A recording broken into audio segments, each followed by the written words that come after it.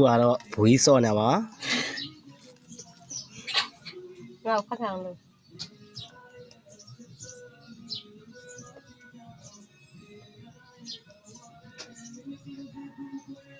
စာတွေရိုက်ပြီးတော့ပို့နေပါရနော်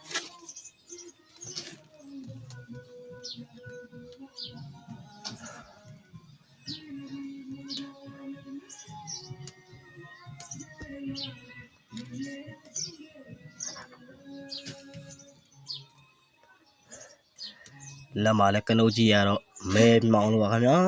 ဇိုးနဲ့တူပါတယ်